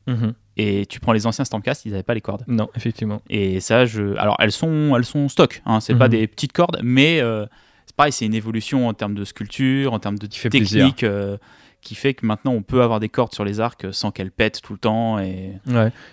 À vérifier, je me demande si c'est pas les premières Age of Sigmar en fait. Il me semble que les lunettes en avaient déjà. C'est vrai, t'as raison, ils en ont même 3. Ils ont des, ils ont des triples cordes. Ouais, t'as raison. L'enfer des lignes de moulage. Mais du coup, c'est quand même relativement récent, ça date de l'année dernière. Oui, parce que c'est vrai que moi, ça m'avait toujours choqué quand j'ai commencé Warhammer et que je voyais les gobelins bataille à col du crâne. Puis si tu voyais les gobelins, il n'y avait pas de corde sur la plupart en fait, des figs à Fantasy Battle. Je sais même pas s'il y en avait d'ailleurs, mais j'ai pas une connaissance ouf. Mais du coup, je me disais toujours, c'est un peu dommage. Et je sais qu'il y a des mecs qui mettaient du fil de pêche et tout. Tu peux simuler ça, mais c'était assez dingue. Mais là, de les avoir vraiment sculptés, c'est cool quoi. Et vraiment, j'aime beaucoup le design des figs avec l'arc, l'épée courte. Il y a ce côté chasseur elfique que j'aime bien. Et très belle fig d'ailleurs aussi. On pense d'ailleurs au fait que dans le Battle Tome, tu peux utiliser des unités du Battle Tome Cities of Sigmar. Et je pense typiquement, ça c'est des figs si tu veux à l'inverse intégrer des Stormcast dans Cities of Sigmar, ce que tu peux aussi faire. Notamment une cité très elfique. C'est des figs qui ont carrément leur place et qui notamment via cette nouvelle armure s'intégreront beaucoup plus facilement que des gros Stormcast super stock que sont par exemple les premiers Judicators. Donc effectivement un très très très beau kit qu'on a hâte qu'ils sortent parce que c'est toujours pas le cas à l'heure où on enregistre ce podcast du moins. Tout comme les dragons. Tout comme les dragons qui est une autre unité dans les nouveautés que j'aime beaucoup. Mais ça c'est parce que c'est des dragons. Mais alors, t'as un truc pour les dragons que je découvre un petit peu en live, c'est assez intéressant parce que. C'est des gros lézards volants qui crachent du feu, comment ne pas les aimer ? Ils étaient pas si présents en fait dans la gamme Stormcast jusqu'à présent, alors qu'à l'origine, Sigmar, quand en fait le premier monde de Warhammer est détruit, il est réceptionné, on va dire, au milieu comme ça du néant par un dragon qu'on appelle Dracosion et qui est du coup le grand drac, une sorte de dieu animal. Il me semble, et qui le ramène vers les royaumes mortels et lui dit voilà, tu pourras reconstruire ta civilisation ici. Retourne au boulot. Voilà, c'est ça. Et du coup, il y a une sorte de lien qui se crée entre ce dragon-là, vraiment mythique, et Sigmar, qui est lui-même un dieu. Et on apprend avec ce nouveau Battle Tome que en fait les Drakov, qui étaient du coup ces dragons il me semble sans ailes, tu vois, la cavalerie très racée qu'ils avaient, même, très lourde même, fait beaucoup penser à des unités de type un peu dans des wargames historiques, c'est limite tu sais, la cavalerie éléphant quoi, tu vois. Moi je trouve qu'ils ont des, si t'enlèves la tête de dragon, ils ont vraiment encore d'éléphant ou d'hippopotame. Ouais, c'est ça, ils sont très pachydermiques. Exactement, c'est le terme que je cherchais. Donc ouais, complètement. Et du coup je trouve ça très cool. Et en fait on apprend du coup qu'effectivement donc il y a un certain Stormcast qui peuvent lier en fait une relation avec ces créatures là, et qu'en fait du coup ces dragons sans ailes sont reliés du coup au fameux dieu dragon, et entre il y a des dragons qui sont un peu plus on va dire proches de l'image qu'on se fait du dragon, donc avec des ailes, des pattes, une gueule, il crache du feu, etc. Et ce sont ces nouveaux dragons là qu'on appelle du coup les Dracotine ou Draco... Je ne sais pas. Draconites, pardon. Les Draconites, effectivement. Vous voyez, c'est trop compliqué. Ouais, c'est compliqué. Dites dragon. Voilà. Dites dragon. Sachant que c'est d'autant plus compliqué qu'il y a une unité de cavalerie qui ressemble à des fauves qui s'appelle les Dracolines. Et c'était un très mauvais nom qui pour le coup mériterait d'être un petit peu et c'est le problème de vouloir faire des assonances et d'avoir quelques syllabes que tu veux répéter ad vitam aeternam dans tous les noms. Au bout d'un moment, t'as fait le tour, quoi. Ouais, complètement. Et du coup, on a découvert notamment qu'il y a le fils. Alors, c'est un titre honorifique. Certains le prennent pour un fait de Dracosion qui existe, du coup, qui s'appelle Krondis. Et il y a son frère qui est du coup en fait le même kit, qui lui non plus n'est toujours pas sorti, et qui sont deux figues magnifiques et qui sont des dragons du coup qui portent un peu des armures au Roland Stormcast, mais qui n'ont pas de cavalier. Ils ont des petites plaques d'armure et tout ça. Vu que c'est des personnages nommés et que c'est des dragons à part entière, voilà. Mais ça devient vraiment une gamme dans la gamme. Tout ce qui est dragon, et notamment quand tu joues marteau de Sigmar, qui peut tu peux en faire tes troupes de base en full dragon, quoi. Mais alors moi, plus que les deux gros dragons, vraiment mon coup de cœur c'est les cavaliers dragons. Ouais. Parce que en fait t'as ce truc de chevalier draconis, je crois. Juste je me projette en disant putain, j'ai une armée de chevaliers dragons, quoi. Et tu vois, là on est vraiment dans un vrai concept high fantasy où c'est que des cavaliers sur des dragons, et direct en fait quand tu vois la figue, t'imagines ce qu'elle est sur la table de jeu, t'imagines qu'elle bouge vite, qu'elle tape super fort, qu'elle peut cracher du feu, donc t'imagines peut-être qu'elle a une attaque de tir, j'en sais rien. Ouais, elle a une attaque de tir. T'imagines plein de trucs autour de juste ces figurines-là, et j'aime beaucoup en fait le design de la tête qu'ils ont fait au dragon, parce que le corps, c'est un corps de dragon avec des ailes, tout ça, mais la tête, je trouve qu'ils ont des airs un peu taquins, un peu narquois. Ouais. Ils ont des petits sourires en coin et tout. Ils ont des bonnes gueules en fait. Et c'est pas les autres cavaliers, les autres dragons qu'on avait qui étaient vraiment monstrueux. Plus animaux, ouais. Ouais, là ils ont des têtes un peu. En fait, je trouve qu'ils font. Alors c'est prenez-le comme un compliment, mais ils font vraiment Disney, je trouve, dans les designs. Oui, c'est ça, ouais. Parce que t'imagines un personnage un dragon qui va pouvoir parler, qui va pouvoir discuter, qui va pouvoir interagir. Mais c'est le cas, et je pense que c'est ça qu'il voulait traduire. En fait, ce qu'on apprend avec cette nouvelle édition d'Age of Sigmar, c'est que avant la venue de Sigmar, il existait un empire du coup draconite et du coup qui était en guerre contre un certain Kragnos notamment. Et du coup, je reviendrai tout à l'heure là-dessus. Effectivement, JB vous en parlera dans l'autre podcast, mais ouais, c'est assez intéressant que l'esthétique de ces dragons, qui reste quand même très classique, leur donne quand même beaucoup de personnalité, beaucoup de charme. Il y a d'ailleurs un petit encart, un moment de fiction dans le tome de bataille où du coup t'as la relation d'un Stormcast avec son dragon, et je trouve c'est assez justement dans ce que tu disais, un peu espiègle, un peu malin, tu vois, en mode il le toise mais d'un autre côté il le respecte, et je trouve c'est plutôt cool, et juste le concept d'avoir une armée de dragons est assez cool. Moi ça me parle pas spécialement une armée qui est composée que sur une unité, même si j'aimerais en faire un jour une, mais ça a de la gueule, quoi, faut le dire. Complètement. Bah ouais. Et c'est ce côté où tu peux vraiment thématiser ton armée, qui est quelque chose quand même qui est très fort à AOS, où tu vas choisir peut-être 3-4 unités et tu vas construire toute ta force autour, et tu vas mettre du liant en fait via les hosts et les chambres. Tu vas peut-être réussir à avoir ton armée à toi qui va être une interprétation des Stormcast, mais qui vont avoir un but et une histoire particulière que tu vas, je pense, facilement pouvoir raconter à partir du moment où toutes tes figues sont liées par quelque chose, plutôt que d'avoir j'ai une unité de Terminator, j'ai un Dreadnought, et j'ai des Space Marine d'assaut, parce que tout ça mis ensemble me permet de tout faire sur la map et d'être très fort. Alors que là, tes Stormcast, tu vas dire, ils sont comme ça parce que ça raconte quelque chose. Ouais. Et ça les empêche pas d'être très forts par ailleurs. Mais peut-être. On en reparlera un autre jour, peut-être, si on a l'occasion de se battre ou d'avoir une armée de ce genre. Et ouais, du coup, moi, sinon, je voulais relancer, puisque tu parlais de cavalerie, sur les Vanguard Paladors, qui sont du coup l'unité de cavalerie qui était sortie avec la chambre d'avant-garde, qui sont sur des espèces du coup de gros griffons. Je trouve que ces figues n'ont pas vieilli du tout. Non, elles sont hyper dynamiques, elles sont trop bien. Ouais, et je vous encourage vraiment à aller jeter un coup d'œil sur ces figues-là. J'ai très envie de les ajouter. Pour l'instant, j'ai pas encore réussi à mettre la main dessus, mais je les trouve très très cool. De manière générale, je trouve que la chambre d'avant-garde vieillit assez bien. Leurs tireurs aussi sont assez cool parce qu'ils ont des socles. Avec les grandes arbalètes, les gros canons. Ceux qui sont avec les petits oiseaux et tout. Ouais, non, franchement, c'est. Et en plus, alors rien à voir, mais ils sont hyper bien à Warcry. Ça peut permettre de jouer à deux jeux, donc c'est pas tant une mauvaise chose. Et on vous renvoie à l'épisode 5 si vous ne connaissez pas Warcry, qui est un autre jeu. Tous les numéros d'épisodes, je sais pas comment il fait. On en a pas tant que ça pour l'instant, même si on essaie d'enchaîner un petit peu. D'ailleurs, va falloir peut-être qu'on termine un petit peu. Est-ce qu'on a fait le tour un petit peu de notre top 5? Moi, je sais que j'aime beaucoup les Vindictors, qui sont les nouveaux Stormcast Hoplite qu'on a dans la boîte de base. J'en ai pas un 10, donc ça y est, je les aime un peu moins, mais en vrai je trouve que leur design est vraiment charmé. Juste revenir dans on va dire dans les designs un peu d'avant. Moi j'aimais beaucoup le design des Evocators, qui du coup sont la chambre sacro-sainte, ceux qui sont dans la chambre sacro-sainte, qui étaient en fait déjà avec des armures un peu retravaillées, un peu plus fines, et ils ont ces grandes robes et des grandes toges, et ils ont un bâton de magicien et une épée. Et pareil, c'est des designs qui font très elfiques, mine de rien, ça joue. On commence à avoir le pattern. Franchement, je les ai trouvés très jolis, et si on doit revenir sur la gamme Stormcast au complet, mention spéciale pour les montures. Ouais. Parce qu'il y a beaucoup d'unités de cavalerie avec à chaque fois des montures différentes. Ils ont essayé de créer un bestiaire qui est totalement nouveau et que je trouve vraiment bien, parce qu'à chaque fois c'est des mélanges d'animaux qui existent déjà. Il y a des griffons, mais il y a des trucs un peu plus bizarres qui étaient des dérivés de dragons, et maintenant il y a des vrais dragons, mais vraiment sur la cavalerie, que ce soit les anciennes, ceux qui ont quelques années ou les nouveaux, je trouve que c'est un sans faute. C'est le cas globalement à l'échelle des Age of Sigmar.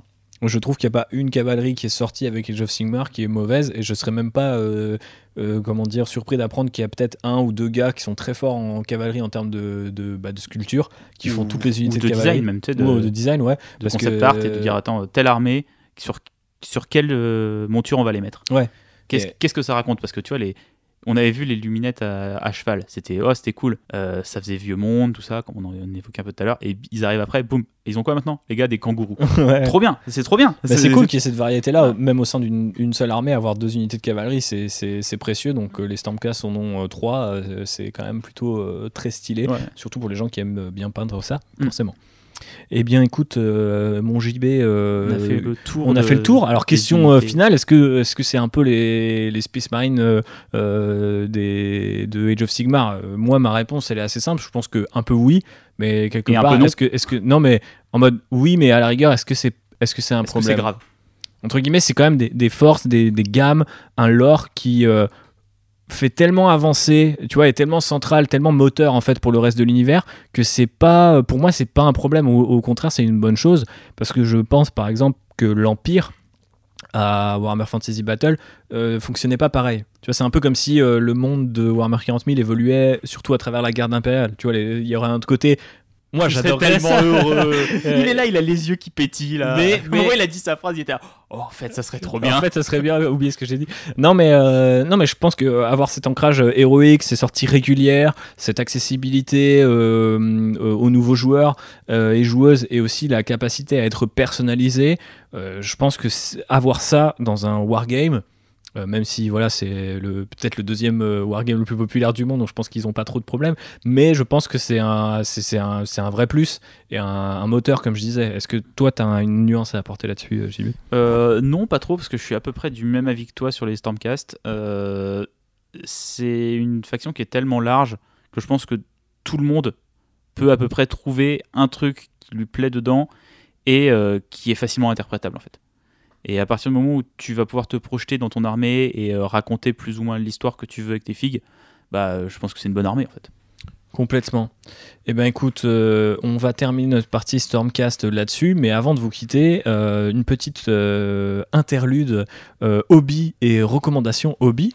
De quoi tu vas nous parler, JB, pour commencer? Eh ben moi je vais vous parler de 40 000. Parce qu'on a parlé un peu trop des Age of Sigmar là, mais je vais vous parler d'Escarmouche dans le domaine de 40 000, parce qu'est sorti Kill Team cet été. Et je l'ai acheté parce qu'il y avait des orques dedans. Je suis vraiment faible comme mec. Et le jeu s'avère extrêmement bien en fait. J'attendais un jeu d'escarmouche à 40 000, un peu comme avait été Warcry Age of Sigmar. Plus apéro donc? Ouais. Plus accessible peut-être? Pas forcément plus accessible, mais qui permettait de faire des parties plus rapides, d'enchaîner peut-être 2-3 parties, de changer le décor, de tiens, on va essayer comme ci, on va essayer comme ça. Et je pense que c'est un jeu qui s'y prête. Les règles sont vraiment bien. Par contre, c'est les règles les plus mal écrites que j'ai jamais pu lire de toute ma vie. C'est une horreur, mais une fois que vous avez compris les règles, ça va. Je pense que c'est difficile de s'y mettre. Ouais. Mais une fois que c'est passé, une fois que vous avez avalé la pilule des symboles qui n'ont aucun sens pour les distances, et de cette double page sur les lignes de vue qui nous a mis... Qui est infernal. Mais la tête à l'envers, on a passé 35 minutes avec Thibaut, je vous mens pas, à faire tous les tests possibles en se disant, alors attends, si on le met comme ça, est-ce que c'est bon pour la règle? Oui, là ça marche pas. Et au final, en fait, c'est logique. C'est juste que c'est tellement mal écrit dans le livre de règles que vous ne comprenez rien. En tout cas, nous. Voilà, peut-être qu'on est bêtes. Oui, et puis pour faire le parallèle avec le livre de règles de la 3e édition d'Age of Sigmar, il y a aussi des passages comme ça qui sont mal écrits, mal traduits sans doute aussi, et parfois mal mis en page. C'est-à-dire qu'il y a des encarts qui sont extrêmement importants, mais que tu peux louper si tu lis en diagonale, ce que je ne comprends pas. Et en fait, il y a beaucoup d'efforts qui sont faits chez Games Workshop pour, on va dire... éviter tu vois, les mises à jour une semaine après ou quelques jours après la sortie, parce qu'on a très très très peur visiblement au QG des gens qui vont surinterpréter des règles et vont en faire n'importe quoi. Je pense que c'est une peur qui vient de la V8 et de comment la scène tournoi s'est emparée des règles au début et pas que la scène tournoi, parce que le problème c'est qu'aujourd'hui plein de gens suivent cette scène pour leur propre partie. Le truc c'est qu'avant quand t'avais 5-6 mecs qui dans leur coin optimisaient le truc à fond, c'était pas fun. Le problème maintenant, c'est que ces 5-6 mecs, ils vont influence 50 ou 60 expliquer ce qu'ils font sur Reddit, sur des forums, sur YouTube, machin, et ça prend beaucoup de résonance. Et il y a beaucoup de gens qui se retrouvent à dire « Ah, mais attends, si je peux faire ça, je peux gagner, je peux être meilleur, je peux être plus fort. » Et je pense que ça n'a pas plu à Games Workshop en fait, ce côté course à l'armement, mais dans l'interprétation des règles. Ouais. Et c'est maintenant on retrouve avec un problème inverse, quoi. Même la V9 de Warhammer 40 000, le livre de règles il est bourré de bullet points et de trucs pour non, vous ne pouvez pas faire ça. Ouais, mais non, la règle elle dit ça, faut l'interpréter comme ça. Mais en l'occurrence, je trouve ça très intéressant comment ils l'ont fait à Warhammer 40 000, et je trouve que sur Kill Team et Age of Sigmar, malheureusement, ils l'ont fait un petit peu n'importe comment. Parce que Warhammer 40 000, t'as la règle qui est expliquée, puis t'as les fameux carrés rouges qui te disent attends, on te rappelle, ça fonctionne comme ça. Par contre, ça ne fonctionne pas comme ça. Donc je trouve que ça te permet d'imprimer. À Age of Sigmar, il y a des règles qui sont centrales, qui sont sur le côté. À Kill Team, c'est aussi le cas. Des fois, dans un cadre orange, t'as un truc hyper... vous pouvez pas faire telle action, machin, ça c'est mis sur le côté. Machin. Ouais, c'est un peu emmerdant. On a l'impression, nous, joueurs plus casus, même si je pense qu'on joue peut-être plus régulièrement que d'autres, je pense qu'on joue de manière casu, narrative, fluff, tout ce que vous voulez. Mais c'est un peu emmerdant de se dire, putain, je dois me prendre la tête parce qu'il y a des mecs qui se prennent la tête à trouver des failles. Tu vois, j'ai un peu l'impression que du coup, parce qu'il y a des hackers, on subit ça, tu vois. C'est-à-dire, et c'est un peu emmerdant. C'est un truc très, on pourrait faire des parallèles un peu débiles, mais tu vois, c'est vraiment en mode genre, faut plus de sécurité parce que t'as un mec qui a niqué le truc, tu vois. C'est un peu la punition collective pour moi, et je trouve ça dommage. Peut-être que Games Workshop et visiblement c'est le cas puisqu'ils nous ont annoncé entre-temps, depuis que Kill Team allait sortir quasiment tous les 2 mois une nouvelle boîte, donc je pense qu'il y a une idée de soutenir le jeu sur la durée, ce qui est cool, et on applaudit ça parce que nous on aime bien les jeux d'escarmouche. Du coup j'imagine qu'ils ont des ambitions, mais il faudrait peut-être que ces ambitions, tu vois, de faire un jeu qui est compétitif, qui vit, etc., n'aillent pas à l'encontre de juste l'accessibilité à jeu. On a dans notre entourage des gens, à mon avis, qui sont carrément intéressés par Kill Team, qui est un système de règles bien plus simple qu'il n'y paraît en fait, mais qui ont été découragés par l'accessibilité. Donc tu dis, tu perds sur un groupe de 10 personnes, tu perds peut-être 2 personnes, c'est dommage, parce que peut-être une personne sur le groupe allait exploiter un truc, c'est un peu con quoi. Oui, je trouve que le calcul est pas bon. Et puis je pense que même c'est un jeu, pour moi, Kill Team, c'est un jeu aussi en partie pour les nouveaux joueurs, parce que il te faut moins de figues, t'achètes une boîte, t'as 10 figues, tu peux jouer. En plus, les règles sont faites de telle manière que tu prends à peu près n'importe quelle boîte de troupes, tu peux jouer. Et ça, c'est très cool. Mais t'as l'espèce de mur des règles à passer qui, je pense, si tu vas pas genre apprendre en boutique avec soit ton revendeur indépendant qui a peut-être pas du temps à t'accorder pour ça, ou dans un Games Workshop où là, les gens vont vraiment prendre le temps de t'expliquer, tu vas passer à côté du jeu. Et moi, je sais que j'aurais eu, en vrai, 14-15 ans à l'époque où je commençais un peu le wargame, tu m'aurais mis la page de règles devant, j'aurais été je veux pas jouer à ça en fait. Ouais, ça a l'air chiant. Ça a l'air trop compliqué. Je vais aller jouer à Fortnite. Alors qu'en fait, tout est fait par ailleurs, le système tout est logique. Et plutôt élégant. Comme tu disais, avec une boîte, toutes les options de la boîte sont représentées en termes de jeu. Tu peux pas spammer ces options la plupart du temps. Donc, sauf si la boîte te permet par exemple d'assembler, je sais pas, 2 fois un sniper, tu auras cette option là. Et en fait, du coup, je trouve que c'est très élégant. Il n'y a pas de points. T'achètes la boîte, c'est dedans. Il n'y a rien qui vient de l'ancien Kill Team qui était du coup, en fait, je spam l'opérateur qui est le plus fort et je t'en envoie 10 dans la gueule. Et du coup, c'est pas du tout pour moi un jeu d'escarmouche, c'est juste un jeu de pay to win en fait. Enfin, tu vois, je trouve ça un peu con.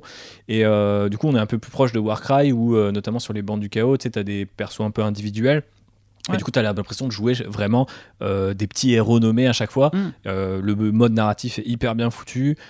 Franchement, allez sur Kill Team. On essaiera peut-être de faire un épisode dessus une fois qu'on l'aura un peu plus poncé. Mais c'est vrai que c'est dommage que... on va dire, quand tu vois l'étendard flotter au loin, tu sens qu'il y a un truc qui va t'emmerder. Alors que, par exemple, dans notre fameux épisode 5 sur Warcry, j'avais aucune espèce, tu vois, de me dire va falloir que j'explique aux gens. Tu vois, pour revenir à ce qu'on avait déjà évoqué, quand on a fait notre Ghoulfest à Warcry, il y a des gens qui sont venus qui avaient jamais joué à Warcry. On leur a fait une partie, ils avaient compris, et après on a pu passer le week-end à tout jouer ensemble, c'était trop bien. Là, pour Kill Team, je suis pas sûr qu'on puisse le faire. Je suis pas sûr que tu puisses faire venir quelqu'un qui a... Je pense qu'il faut faire une grosse démo de jeu avant. Faut faire une grosse démo, faut expliquer des trucs, faut prendre du temps pour faire des cas un peu concrets et tout ça, parce que sinon... tu passes ton temps à te poser des questions dans le jeu. Après, ce ne sont pas les mêmes jeux, c'est-à-dire que ça va pas sur les mêmes archétypes, ça ne se joue pas du tout pareil, c'est beaucoup plus contrôlé que Warcry qui est un peu plus aléatoire, plus fun, plus apéro, et donc voilà, faut pas en attendre exactement la même chose, mais c'est vrai que c'est dommage que la simple mise en page ou mise en mots rende plus complexe un jeu qu'il ne l'est vraiment. Mais bon, voilà. Fermons la parenthèse. Bien, mais à réécrire. Kill Team, effectivement. Donc allez vers les feuilles de référence qui existent déjà sur Internet et qui te permettent généralement en une page à 4 de mieux comprendre certains points de règle. Mais bon, ça c'est un peu dommage. Et en parallèle de Kill Team, du coup j'ai monté les décors de Kill Team.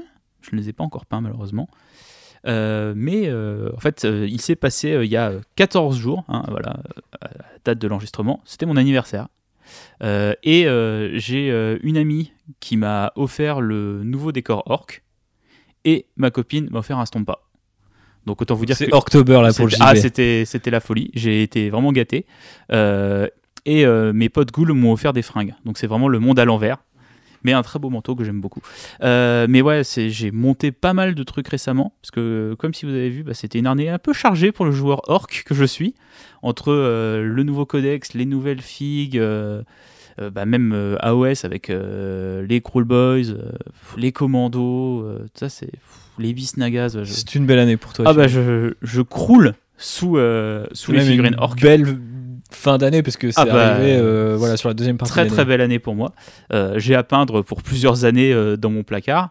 Et pour vous dire où j'en suis sur ma pile of shame, j'ai terminé un Battle Wagon que j'ai acheté il y a 4 ans.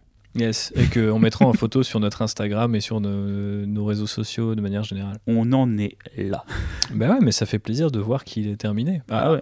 Il faut quand même dire que tu l'avais peint une première fois et que tu l'as repeint aux couleurs de ton armée. Je l'ai repeint Donc c'est une forme d'excuse que je pense... que t'acceptes. Moi j'accepte, et je pense merci. que nos auditeurs et auditrices l'accepteront aussi. Mais le truc c'est que maintenant je le jouerai, parce qu'avant j'avais toujours un peu honte quand je jouais et qu'il n'était pas fini. Là maintenant je suis content, là je vais le jouer tout le temps. Eh bien, j'ai très peur, puisque chaque fois que tu joues des véhicules orques, je me fais table rasée, je pense qu'il faut le dire. On en reparlera peut-être dans un autre épisode. C'est à peu près tout ce que tu as fait, peint, monté ou est-ce que... Ouais, mine de rien, j'ai eu pas mal de taf récemment. Sinon, on aurait fait d'autres épisodes plus tôt. Voilà, en fait. Oui, c'est vrai que pour ça, on n'a pas fait en septembre parce que j'ai eu trop de boulot. Et je continue toujours à peindre des figues pour la Bonne Auberge. Donc j'ai peint des décors, j'ai peint les gobelins que vous avez pu voir dans l'épisode de la Donjons et Dragons Célébration, parce qu'on a eu la chance de travailler avec Wizard pour cet événement-là. On connaît les épisodes par cœur. J'ai... C'est un one-shot, frère, ça va. J'ai peint des décors, j'ai peint des petits villageois, j'ai pas plein de trucs. Et j'ai aussi peint d'autres figues pour du JDR, parce que j'ai relancé une table de jeu de rôle à laquelle tu participes. Oui, avec grand plaisir. Et du coup, j'ai peint un monstre et j'ai commencé à peindre d'autres monstres pour la prochaine session, mais je ne peux pas te dire ce que c'est. Eh bien, écoute, j'ai hâte de découvrir tout ça. C'est directement un dragon, vous allez mourir. Si c'est un dragon comme le son Crondis, etc., effectivement, je pense que... Du haut de ton niveau 2, tu vas pas faire le fier. Ouais, effectivement. Par contre, je peux être fier d'autres choses, notamment de tout ce que j'ai peint depuis la dernière fois qu'on a fait un podcast. C'était il y a 1000 ans. Donc effectivement, c'était il y a 1000 ans. Le mec a peint 6 armées. Pas loin, du coup j'ai commencé une armée quand même, celle des Stormcast, puisque j'ai peint Dominion, la partie Stormcast en un mois, ce qui était un petit peu le challenge. Vous savez, le regard accusateur qu'il est en train de me lancer, parce que moi j'ai peint mes Crawl Boys. Ouais, mais bon, il y a eu d'autres impératifs dans la vie qui font que moi j'avais la chance du coup d'être en vacances au mois d'août avant de reprendre le taf, donc ça a permis de bien investir, et j'ai choisi aussi un schéma de couleurs volontairement simple, inspiré tout simplement de l'histoire romaine, puisque je suis un fan d'histoire antique. Ouais, et puis t'as fait un truc que tu fais pas trop, c'est que tu t'es plus concentré sur la peinture que sur la conversion. Ouais. Donc ça t'a permis d'enchaîner assez vite, quoi. J'ai pas réussi à tenir mon truc de ne faire aucune conversion. T'as changé des petits trucs, t'as changé les boucliers, machin, t'as fait des petits trucs, mais t'as pas amèrement, autant d'énergie que dans ce que tu fais d'habitude. Ouais, complètement. Et je pense que ça m'a fait beaucoup de bien de faire aussi un truc clean, assez héroïque, propre, de pousser les linings ou éclaircissements plus loin sur certaines pièces, mais ne pas du tout en faire d'autres. J'ai trouvé que c'était très récompensant, et je trouve que c'est une armée qui a beaucoup de gueule. Vous pouvez aller la retrouver sur mon Insta, il doit avoir aussi quelques photos sur le Insta du podcast, donc c'était très chouette. Mais plus je les peignais et plus j'avais envie de revenir à mes 2 armées de cœur et à Warhammer 40 000. Surtout que tu parlais, voilà, il y a des orques, il y a des commandos dans Kill Team, mais il y a aussi de la garde impériale. La garde impériale, il y a eu aussi Krieg en plastique. des fantômes de Gaunt. Et du coup, je n'ai pas ni l'un ni l'autre. J'ai sous-couché des vieilles figues à moi et terminé des figues en métal que Monsieur Brick nous avait gentiment envoyé et offert. Je suis assez fier de dire que du coup, tout ce que je n'avais jamais peint, parce que je crois que j'ai déjà une escouade de Kazerkin en métal, donc j'ai pas voulu en repeindre une autre. Mais du coup j'ai peint une vieille escouade de commandement cadienne en métal qui date du coup de la 3e édition, un truc septembre je sais pas 2000 quelque chose, sculpté par le légendaire Jess Godwin lui-même. C'est une unité, une boîte qui me faisait pas mal rêver quand j'étais petit. C'est des figues qui datent de Jacques Chirac ou de Nicolas Sarkozy? De Jacques Chirac, ouais. Ah, pas mal. Complètement. Pas mal. Ouais. C'est pour ça que d'ailleurs, je crois avoir parlé avec Maxime. Comme les figues Eldar, en fait. C'est ça. Avec Maxime Corbeil de chez Games Corbe. Workshop qui était interpellé par le fait que je mette Oldhammer sur mes posts Instagram et j'ai dit oui. La figue elle a 20 ans, frère, donc c'est Oldhammer maintenant. Tu vois. Est vieux, là, oui. Effectivement, on est Génération vieux. Black Templar. Même si effectivement, moi à l'époque j'étais très jeune quand je les ai vus et que je peignais surtout du plastique parce que le métal me faisait un peu peur. Mais voilà, aujourd'hui, je commence à avoir pas mal finalement de reliques un petit peu de l'armée garde impériale, ce qui me plaît parce que ça me permet de représenter différents régiments, différentes époques. C'est un peu, on va dire, l'armée musée, on pourrait dire. Et puis j'ai repris un petit peu le taf sur la Black Legion parce que j'ai peint un véhicule pour faire plaisir à JB qui pour le mode narratif de Warhammer 40 000 doit détruire avec ses orques, il doit détruire des véhicules. Donc le mode Crusade, je gagne des points et ça me permet de faire avancer l'histoire de mon armée quand je détruis des véhicules. D'ailleurs, faudrait qu'on fasse un épisode sur le mode Crusade parce qu'il est vraiment trop bien. Le seul problème, c'est que Thibaut ne joue que de l'infanterie. Oui, donc je ne gagne pas de points quand je joue contre lui. Bon, c'est très frustrant. Là, je pense qu'à 2-3 unités près et d'autres que j'ai en tête, mais dans très longtemps, je pense que l'infanterie sur la Black Legion, ça va se calmer. Tu vois. Il y aura peut-être 2-3 petits rubriques Marines qui arriveront à un moment, mais il va falloir que je fasse des véhicules. Et je pense que c'est ça qui m'attend. Donc j'ai converti un Eldrake qui m'a pris un petit peu de temps, qui est peut-être pas tout à fait fini parce que je suis pas entièrement satisfait de certains détails. Je pense que d'ici à ce que cet épisode soit diffusé, il sera sur les réseaux sociaux, donc allez voir et me dire ce que vous en pensez. T'as rien posté encore ou Non, j'ai rien posté là maintenant, donc je suis assez mystérieux parce que j'ai remarqué que les gens, beaucoup de gens en fait, je raconte un peu ma vie, mais sur Instagram répondent très positivement et très largement à ce que je poste en Black Legion, mais pas aux autres, parce que c'est un peu ça qui a fait que j'ai été découvert, je pense, à ma petite échelle, je pense avoir 1000 followers, donc on va pas s'enflammer, mais très clairement les gens attendent 999 ça. Donc, hérétique. Donc dès que je poste il y a un mec qui est là pour la garde. Ouais, c'est ça. Et dans la garde ça va encore, parce que je commence à être un petit peu connu aussi là-dessus, mais il faut que je me chauffe et il faut que je fasse mes gardes. Mais en tout cas, peindre les Stormcast a été très cool, une belle expérience pour voir un peu aussi comment les philosophies, tu vois, de faire une armée en disant je prends ce qu'il y a dans la boîte, je m'emmerde pas sur la liste, je fais un schéma de couleur simple, j'essaie de pas trop convertir. Bon, je vois qu'en fait ça marche bien sur un truc d'un mois, mais qu'après, tu sais, je suis content, j'ai bossé aussi les socs qui sont assez détaillés et tout. J'ai toujours besoin de petits motifs de personnalisation. Je pense que c'est fini cet âge où je pouvais juste foutre un peu de sable sur le socle, sous-coucher ça en noir, faire 2 brossages et c'est terminé, pas de conversion. Non, j'y arrive pas. Donc je continuerai avec les Stormcast, me faire plaisir. Mais tu vas tout convertir. Mais non, je pense pas sur cette armée-là. Ce serait bizarre en plus qu'il y ait la moitié convertie et pas d'autres. Je pense qu'il y a 2-3 conversions que j'ai envie de faire. Mais du kit bash un peu léger, ça ira. Ça restera léger et je pense qu'il y a des kits comme le Chevalier Judicateur ou le Char que j'ai envie de prendre tel quel parce que je les trouve bien tel quel, tu vois. Donc pas trop de soucis à se faire là-dessus. Et puis ça m'a déjà bien occupé. J'ai testé d'ailleurs Age of Sigmar 3ème édition avec Raphaël, qu'on salue, qui fait partie un petit peu de notre groupe d'amis. On s'est enchaîné quand même 5 ou 6 games, je crois, en un week-end. Donc on a commencé bien poncé le système de jeu. Et je dois dire que je vous le recommande. Si Warhammer 40 000 vous fait un peu peur et se complexifie pour vous, Age of Sigmar c'est un peu simplifié bizarrement avec la V3 aussi. Donc c'est plus stable, c'est plus facile de se projeter, à lire et tout dans ce système de jeu. Donc voilà, allez jeter un œil et on espère qu'on pourra y jouer ensemble. J'ai fait qu'une partie pour l'instant. Ouais. J'avais un peu peur de tout ce système des ordres en fait. J'ai l'impression qu'il y en avait beaucoup et tout. Et en fait, en gros, il y en a 1 ou 2 par phase. Donc en vrai, c'est assez. Il y en a 2 par phase. Ouais, c'est assez logique. C'est assez simple. Cette couche en fait de gameplay est pas. Elle fait pas peur en fait. Non, elle fait pas peur. Parce que t'es là. Ah bah, mon point de commandement à cette phase de mouvement, bah, je peux m'en servir pour bouger plus. Ok, normal. À la phase de tir, pour mieux tirer. à la phase de CAC pour mieux taper. Ok, d'accord, en fait ça va. Et surtout, on voit du coup apparaître avec nos 2 tomes de bataille respectifs, Stormcast et Rook, qu'il y a énormément de mécaniques qui en fait se greffent à cette mécanique-là plutôt que d'en inventer d'autres. Donc c'est-à-dire que si tu joues tel perso Stormcast, tu vas pouvoir faire 2 fois cet ordre par exemple. Ou des alors trucs comme cet ça. ordre va, au lieu d'avoir une portée de 6, il va avoir une portée de 12. Voilà. Exactement. Ça vient implémenter ces mécaniques-là plutôt que leur rajouter des couches. Des couches qui peuvent un peu emmerder les joueurs et notamment l'adversaire. Parce que quand tu joues une armée que tu connais contre une armée que tu connais pas et qui te dit alors moi en fait j'ai ce truc là et en fait j'ai tout ça que toi tu peux pas contrer parce que c'est je combine ça et ça. Et toi tu te dis bah en fait comment tu fais, bah en fait c'est unique à mon armée, c'est une philosophie de jeu. Warhammer 40 000 en est une autre, mais je pense que pour retenir, pour stabiliser, pour être un peu plus à l'aise dans son jeu et voir un peu plus clair dans celui de l'adversaire aussi, Age of Sigmar est meilleur de ce point de vue. Et j'ai trouvé que tu avais un peu plus d'interaction avec ton adversaire aussi. Ouais. C'est-à-dire que quand c'est pas ton tour de jouer, tu vas pas juste faire des sauvegardes. Non. En gros, tu peux quand même lancer des ordres défensifs, tu peux te replier si on te charge. Mais c'est que des trucs en fait logiques. Mhm. Il y a pas de moment où je me suis dit dépenser un point pour faire ça, ça aurait pas trop de sens. Facilement, tu vois les situations dans lesquelles tu vas avoir besoin de le faire. Et cette interaction avec ton adversaire est assez sympa et c'est aussi un peu tactique parce que est-ce que tu utilises ton point pour te défendre ou est-ce que tu le gardes pour ton tour pour mieux taper en se disant si j'ai de la chance au dé, mon unité elle va pas mourir et tout. Je pense que c'est vraiment pas mal. Et un truc que j'ai bien aimé sur les nouveaux Battletomes, c'est qu'en fait c'est vachement plus simple, je trouve, de faire une liste. Alors qu'avant je comprenais rien, Age of Sigmar. Et surtout maintenant dans les choix de clans, dans les choix de reliques et tout ça, je trouve que tu te spécialises assez vite et tu vois rapidement à quoi vont servir les unités, à quoi vont servir les bonus. C'est-à-dire que là, par exemple, sur les Cruel Boys, tu as 3 clans. Tu as un clan qui va servir pour te protéger du tir, tu as un clan qui va te rendre meilleur au tir et tu as un clan qui va buffer tes monstres. Donc en vrai, quand tu choisis ton clan, tu choisis limite le gameplay que tu vas faire derrière.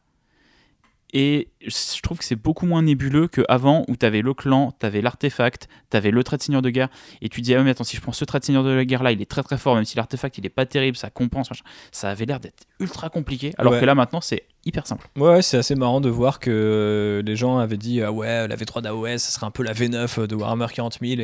Alors en fait, pas du tout. Ils ont repris la V2 qui était déjà relativement simple et ils ont foutu un grand coup de fer à repasser. Ils ont enlevé beaucoup de sous-couches qui étaient inutiles et visiblement, leur objectif est d'être le plus clair, le plus équilibré et le plus contenu possible. Ce qui fait que parfois il faut faire des choix assez radicaux pour être fort, pour être ce qu'on disait un petit peu en début de podcast, peut-être pour gérer la frustration, il faut peut-être aller dans une direction plutôt que de tâtonner parce que ça marchera moins bien, les mélanges, etc. Mais ça permet d'être, je pense, de moins se prendre la tête quand tu joues. Et pour des gens qui ont peut-être moins de temps, c'est quand même assez précieux. Donc gros big up quand même à tous les game designers qui ont bossé en ce sens. Ouais. On s'arrête là pour ce premier podcast. On ne peut pas finir un podcast, Thibaut, sans recommander des comptes à suivre sur les réseaux sociaux. Effectivement. Et moi, je recommande Brad Clover Kit Bash. Brad Clover Kit Bash, c'est un mec qui fait des kit bash complètement insane, comme on dit quand on a moins de 30 ans, et bientôt je ne pourrais plus le dire. Mais Masterclass, t'as d'être ça chacal. Exactement. Moi aussi je connais les mots. Tu connais, donc le mec fait des conversions complètement pétées. Il a une armée Séraphon, Necron qui est complètement dingue. Et pourquoi je le cite, c'est bien parce qu'il fait une armée, son propre host de Stormcast, qui est un Stormcast de Gur, le royaume de la bête. Et donc ils ont un côté plus bestial et complètement improbable. La peinture me plaît moins, mais en termes de kit bash, c'est juste faut aimer le fluo. Mais en termes de kit bash, c'est super cool. Donc allez checker ça pour voir comment justement on peut personnaliser ces fameux Stormcast. Il leur a vraiment donné une image qui correspond à Gur. T'as vraiment l'impression qu'ils vivent sur ce plan-là qui est quand même un endroit assez difficile à survivre, parce que même les cailloux essaient de te manger. Donc non, il fait un super bon taf de kit bash. Effectivement, je suis un peu comme toi, la peinture, je suis un peu moins fan, je la trouve très criarde. Mais est-ce que c'est pas les photos aussi qui font ça? C'est possible aussi. Mais ouais, c'est du coup Brad Glover Kit Bash. Exact. Et moi, ma recommandation, alors ça sera un compte Twitter. Ce sera pas Instagram cette fois-ci, c'est un monsieur qui s'appelle Jordan Duncan. Et son arrobase, c'est Season of War, comme donc les saisons de la guerre. Et en fait, il fait des Stormcast, Dragon. Tout se recoupe. Il fait imprimer en 3D en fait des têtes de dragons, mais à l'échelle des Stormcast, et au lieu de leur mettre des casques, ils ont directement des têtes de dragons. Donc, un peu comme les Dragonborn à Donjons et Dragons, si vous voyez un peu les Drachéides et tout ça. Et du coup, ça permet, même sur les piétons entre guillemets de base, d'avoir ce liant, comme je parlais tout à l'heure, et de pouvoir faire une armée full dragon, mais en mettant les unités que tu veux. Ce qui est plutôt cool et plutôt proche du coup des derniers ajouts au lore des Voilà. Stormcast. Alors après, effectivement, c'est plus vraiment des Stormcast, c'est des hommes dragons, mais est-ce que c'est pas mieux ? Eh ben écoute, je ne sais pas si c'est mieux, mais les mondes de Warhammer sont faits pour que ton hobby, Voilà. eh ben, ça soit ton hobby et que ça ne regarde personne d'autre. Donc, Et du coup, c'est quand j'ai vu son travail, j'étais là, peut-être qu'une armée Stormcast un jour. voilà une deuxième porte d'entrée pour L'idée Jean-Baptiste. commence à germer dans ma tête. Eh bien très bien, on va te laisser à cette idée en attendant de vous retrouver pour le podcast consacré aux peaux vertes. D'ici là, on vous fait des bisous. Bah ouais. Bon hobby à tous. Bon hobby à tous et puis à très vite Gros pour un nouvel bisous. épisode. À bientôt.